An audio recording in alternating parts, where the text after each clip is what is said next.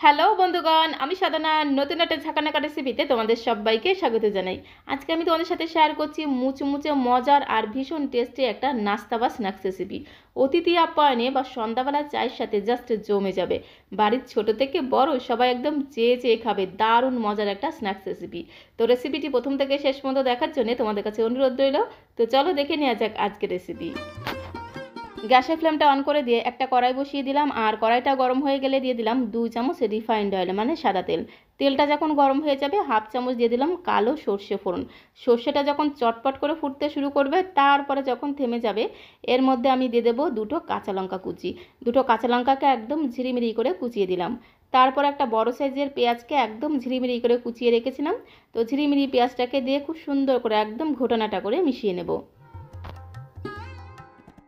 তো পেঁয়াজটাকে খুব ভালো করে নেড়েচেড়ে মিশিয়ে নিয়েছি। এখন আমি এর মধ্যে দিয়ে দেবো কারি পাতা। কারি পাতাটা তেলের উপরেও তোমরা ফোড়ন দিতে পারো, তেলের উপরে দিলে একটু বেশি ফাটতে শুরু করবে, তার জন্য আমি পেঁয়াজের উপরেই কারি পাতাটা দিয়ে দিলাম। আর এতে কারি পাতাটা একদম পুড়ে যাবে না, অথচ খুব সুন্দর ফ্লেভার হবে আর টেস্টটাও কিন্তু দারুণ হবে। কারি পাতাগুলো দিয়ে খুব সুন্দর করে নেড়েচেড়ে মিশিয়ে নেব। আর এই পেঁয়াজটাকে একটু ভেজে নেব, তবে পেঁয়াজটাকে খুব বেশি একদম লাল লাল করে ভাজবো না, একটু হালকা সোনালি রং করে ভেজে নেব। পেঁয়াজটা ওইদিকে ভাজা হতে থাক, আর এইদিকে দেখো আমি নিয়েছি 3টে সেদ্ধ করা আলু।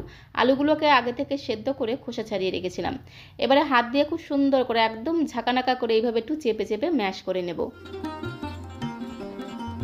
তো সেদ্ধ করা আলুগুলোকে আমি হাতের সাহায্যে খুব সুন্দর করে ম্যাশ করে নিয়েছি। তোমরা চাইলে কিন্তু ম্যাশার অথবা কাঁটা চামচের সাহায্যেও ঝাঁকানাকা করে ম্যাশ করে নিতে পারো, তাতে কোনো সমস্যা নেই।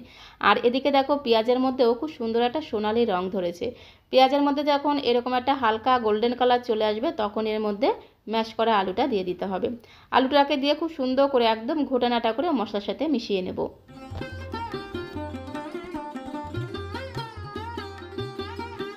তো আলুটাকে খুব সুন্দর করে ঘোটানাটা করে সমস্ত মশলার সাথে খুব ভালো করে মিশিয়ে নিয়েছি। এখন আমি এর মধ্যে একে একে সামান্য কিছু গুঁড়ো মশলা অ্যাড করে দেবো।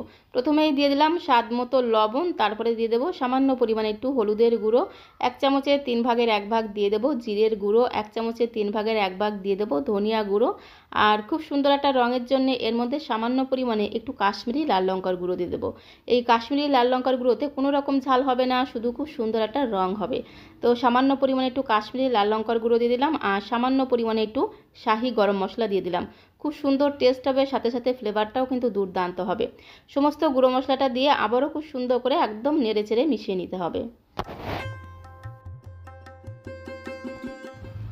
গ্যাসের ফ্লেমটা মিডিয়াম টু লোয়ে রেখে 3 থেকে 4 মিনিট সময় ধরে আলুর পুরটাকে রান্না করে নিয়েছি। আলুর পুরটা খুব সুন্দরভাবে রান্না করা হয়ে গেছে। নামানোর আগে আমি এর মধ্যে স্বাদ মতো দিয়ে দেবো একটু চিনি।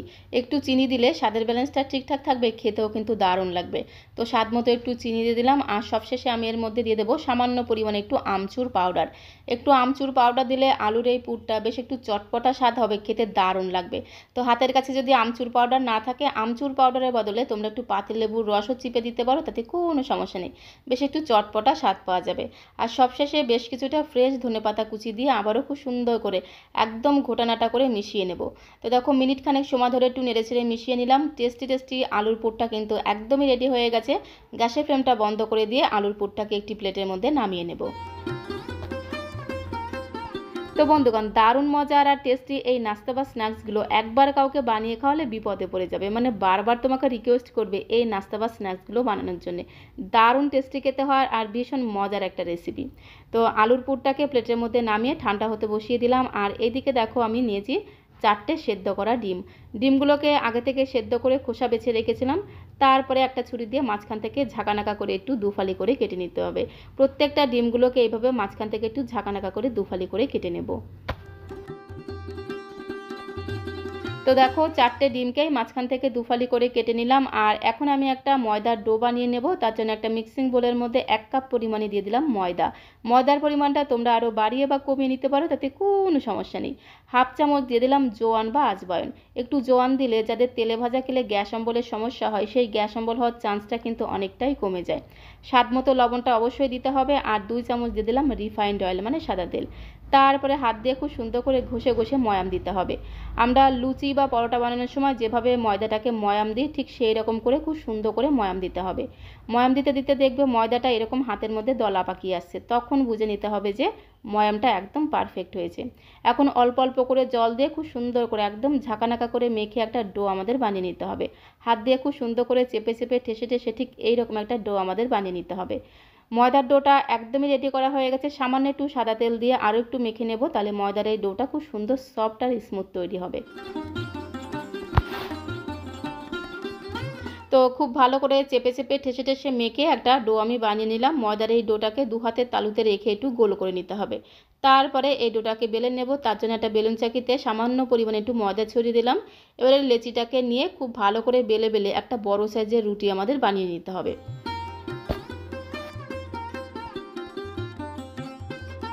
তো এই রকম একটা বড় সাইজের রুটি আমাদের বেলে নিতে হবে। রুটির উপরে 1 চামচ সাদা তেল এইভাবে একটু ছড়িয়ে দিতে হবে। তো তেলটাকে দিয়ে খুব ভালো করে একটা ব্রাশ দিয়ে এইভাবে ব্রাশ করে রুটির সারা গায়ে সাদা তেলটাকে লাগিয়ে নিতে হবে। হাতের কাছে যদি ব্রাশ না থাকে তাহলে তোমরা হাতের সাহায্যে খুব ভালো করে তেলটাকে রুটির সারা গায়ে লাগিয়ে নেবে। তেলটাকে ভালো করে লাগানো হয়ে গেলে তারপরে রুটির উপর দিয়ে সামান্য পরিমাণে একটু ময়দা এইভাবে ছড়িয়ে দিতে হবে। এতে কি হবে, এই নাস্তা বা স্ন্যাক্সগুলো একদম মুচমুচে আর ক্রিস্পি তৈরি হবে। এখন রুটির একটা সাইড থেকে খুব ভালো করে চেপে চেপে একটা লম্বা রোল আমাদের বানিয়ে নিতে হবে। রোলের মাঝখানে যেন কোনো রকম গ্যাপ না থাকে, দু হাত দিয়ে এইভাবে চেপে চেপে রোলটাকে বানাতে হবে। তো এই রকম একটা বড় সাইজের রোল আমাদের বানিয়ে নিতে হবে। তারপর একটা ছুরি দিয়ে রোলটাকে এইভাবে পিস পিস করে কেটে নিতে হবে। খুব বেশি ছোট করে কাটবো না, একটু বড় বড় করে কেটে নিতে হবে। লুচি বানানোর সময় আমরা যেভাবে লেচিগুলোকে কাটি তার থেকে একটু বড় করে লেচিগুলোকে কেটে নিতে হবে। আর দেখো কতগুলো লেয়ার তৈরি হয়েছে, যার কারণে কিন্তু এই নাস্তা বা স্ন্যাক্সগুলো একদম মুচমুচে আর ক্রিস্পি তৈরি হয়। এখন এই লেচিগুলোকে দু হাতের তালুতে রেখে এইভাবে একটু প্রেস করে নেব। তারপরে লেচিগুলোকে আমি লুচির মতো করে বেলে নেব। তো বন্ধুগণ, আজকের রেসিপিটি ভালো লাগলে প্লিজ একটা লাইক করে দিও, আর যদি বেশি ভালো লাগে তাহলে একটু বন্ধুবান্ধবদের সঙ্গে শেয়ার করে দেওয়ার অনুরোধ রইল। নতুন বন্ধু হয়ে থাকলে চ্যানেলটিকে সাবস্ক্রাইব করে দিয়ে পাশে থাকার অনুরোধ রইল। তাহলে যখন এরকম সুন্দর সুন্দর নতুন নতুন রেসিপি আপলোড করব সঙ্গে সঙ্গে নোটিফিকেশন আগে তোমার কাছে পৌঁছে যাবে। তো দেখো এরকম একটা বড় সাইজের লুচি আমাদের বেলে নিতে হবে। লুচিগুলো যেন বেশি ছোট না হয়ে যায়, একটু বড় করে বেলে নিতে হবে। এরপরে যে আলুর পুরটা আমি রান্না করে রেখেছিলাম সেখান থেকে পরিমাণ মতো আলুর পুর নিয়ে লুচির মাঝখানে এইভাবে দিয়ে এভাবে হালকা করে একটু ছড়িয়ে দিতে হবে। খুব বেশি আলুর পুর নেওয়া যাবে না, অল্প করে আলুর পুর নিয়ে লুচির মাঝখানে রেখে এইভাবে একটু ছড়িয়ে দেব। আর এই ধারগুলোতে অবশ্যই একটু জল ব্রাশ করে দিতে হবে, অবশ্যই একটু জল লাগিয়ে নিতে হবে, তাহলে মুখগুলো আটকাতে সুবিধা হবে। তো দেখো এইভাবে একটু জল লাগিয়ে নিলাম। আর দুটো লুচিকে আমি একটা সাইডে সরিয়ে রেখে দিলাম, কারণ একবারে সবগুলো তৈরি করা যাবে না। তারপরে দেখো আমি আইসক্রিমের কাঠি নিয়েছি। আইসক্রিমের কাঠিগুলোকে এইভাবে আলুর পুরের উপরে রেখে দিতে হবে।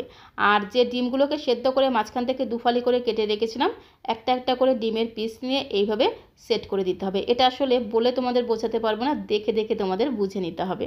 ঠিক এই রকম করে তৈরি করে নিতে হবে। তারপর একটা ছুরি দিয়ে ঠিক এই জায়গাটা একটু হালকা করে কেটে নিতে হবে। তারপরে এইভাবে মুখটাকে আটকে নিতে হবে। তো বন্ধুগণ, আজকে আমি তোমাদের সাথে শেয়ার করছি ডিমের ললিপপ বা এগ ললিপপ। অসম্ভব মজার একটা রেসিপি, ভীষণ টেস্টি খেতে হয়, একদম মুচমুচে আর ক্রিস্পি তৈরি হয়। তো দেখো এইভাবে একদম ঝাঁকানাকা করে মুখগুলোকে আটকে নিলেই দেখো একটা ললিপপের মতো দেখতে লাগছে। খুব সুন্দর টেস্টি খেতে হয়, বাচ্চা থেকে বড় সবাই ভীষণ মজা করে খেয়ে নেবে। ঠিক একই রকমভাবে দেখো এইভাবে মুখগুলোকে আটকে নিতে হবে। খুব সহজে আটকে যাবে। তোমরা অবশ্যই কিন্তু ধারগুলোতে একটু জল লাগিয়ে নেবে, তাহলে দেখবে মুখগুলো খুব সহজে আটকে যাবে। তো একে একে সমস্ত ললিপপগুলো এইভাবে আমি তৈরি করে নিয়েছি। তারপরে ললিপপগুলোকে আমি ভেজে নেব, তার জন্য চলে যেতে হবে কড়াইয়ের কাছে। গ্যাসের ফ্লেমটা অন করে দিয়ে একটা ননস্টিকের প্যানের মধ্যে আমি বেশ কিছুটা সাদা তেল গরম হতে বসিয়ে দিয়েছিলাম। তেলটা যখন খুব ভালো মতো গরম হয়ে যাবে একে একে ডিমের ললিপপগুলোকে তেলের মধ্যে দিয়ে দিতে হবে। আর এই সময় গ্যাসের ফ্লেমটা মিডিয়াম টু লো করে দিতে হবে। হাই ফ্লেমে ভাজবে না, তাহলে উপরটা খুব তাড়াতাড়ি কালার চলে আসবে, ভেতরে কিন্তু কাঁচা থেকে যাবে। তো গ্যাসের ফ্লেমটা মিডিয়ামে রেখে এপিট ওপিট উল্টে পাল্টে ডিমের এই ললিপপগুলোকে একটু মুচমুচে করে লাল লাল করে ভেজে নিতে হবে। তাহলে দেখবে ললিপপগুলো দেখতেও ভালো লাগবে আর একদম মুচমুচে আর ক্রিস্পি তৈরি হবে। তো এপিট ওপিট উল্টে পাল্টে ললিপপগুলোকে একটু গোল্ডেন ব্রাউন করে ভেজে নেব। তো বন্ধুগণ, এই রমজানে ইফতারে অথবা সন্ধ্যাবেলা চায়ের সাথে অথবা বাড়িতে যদি কোনো অতিথি আসে, খুব সহজে তোমরা এইভাবে ডিমের ললিপপগুলো বানিয়ে নিতে পারবে। ভীষণ মজার আর টেস্টি একটা স্ন্যাক্স বা নাস্তা রেসিপি। বাড়ির ছোট থেকে বড় সবাই ভীষণ খুশি হয়ে যাবে। আর একবার কাউকে বানিয়ে খাওয়ালে বারবার তোমাকে রিকোয়েস্ট করবে এইভাবে ডিমের ললিপপ বানিয়ে নিতে। ভীষণ টেস্টি খেতে হয়। তো একে একে 5টার মতো ললিপপ আমি একদম গোল্ডেন ব্রাউন করে ভেজে নিয়েছি, যাকে বলে একদম মুচমুচে আর ক্রিস্পি করে ভেজে নিয়েছি। আর ডিমের এই ললিপপগুলো আমি টমেটো সসের সাথে সার্ভ করে দিলাম, কারণ ডিমের এই ললিপপগুলো টমেটো সসের সাথে খেতে অসাধারণ টেস্টি লাগে। একটি ললিপপ তোমাদের ভেঙে দেখিয়ে দেবো, তার আগে তোমাদের কাছে রিকোয়েস্ট করব, আজকের এই মজার স্ন্যাক্স বা নাস্তা রেসিপিটা তোমাদের কাছে কেমন লেগেছে অবশ্যই কমেন্ট বক্সে লিখে জানিও। ভালো লাগলে প্লিজ একটা লাইক করে দিও, আর নতুন বন্ধু হয়ে থাকলে চ্যানেলটিকে সাবস্ক্রাইব করে দিও, পাশে থাকার অনুরোধ রইল। তো আজকের মতো এই পর্যন্ত, সবাই ভালো থেকো, সুস্থ থেকো, আবারও দেখা হবে নতুন কোনো ভিডিওর সাথে। ততক্ষণে সবাইকে অসংখ্য ধন্যবাদ।